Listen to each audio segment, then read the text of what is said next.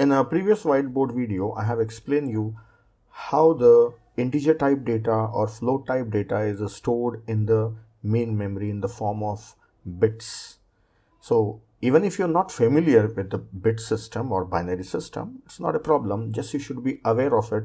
Just have a look and I will show you here how those bits looks like. So whatever I have explained you on whiteboard, I will demonstrate it and show you here. So here I will take a variable of type integer and in this I will store a value 5. So I have shown you how this 5 is stored in binary form. So I would like to see what is the binary form of this one. So it's 101, right? So really is it 101 or not? I want to see it.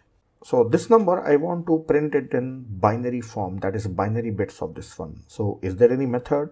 So yes, I will show you what is the method for displaying this. So for that, I'll go to command prompt. I have shown you a class for integer. So I will visit the same class java.lang.integer. Okay. So this class is having one of the interesting method.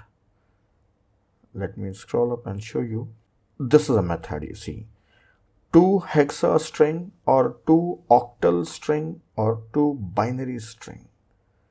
So 2 binary string will convert a integer into a binary form and that form will be given in the form of a string. So binary bits of an integer are given in the form of a string. That's what we want. We want to see how it looks like in the form of binary inside the memory. So I will directly print here. I will say system.out.println. Now I will call this method integer.toBinary string. This is the method. Now which number I want to do? X. So that's it. So this is going to show a binary form of that X. Let us save and run it.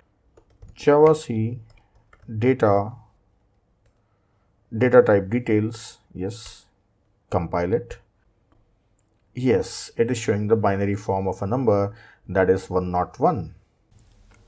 Though it is integer, it is having 32 bits, but the leading bits are 0, so that is the reason it is not showing those bits. It is showing only 101. That is for 5, its binary form is 101. Right? So 5 is stored as 101. Now the main point that we have to discuss here is how about negative numbers. This I have shown you on whiteboard, right? So I will take it as -5. Now see how this -5 is stored in 2's complement form. So the value that I have shown you on whiteboard, the same value will be able to see here. Let us save, compile,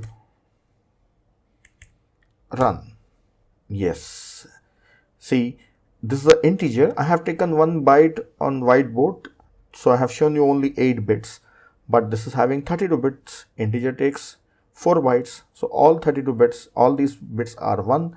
And last 4 bits, if you see, 0, 1, 1 are given. Right? So this is stored in 2's complement form. So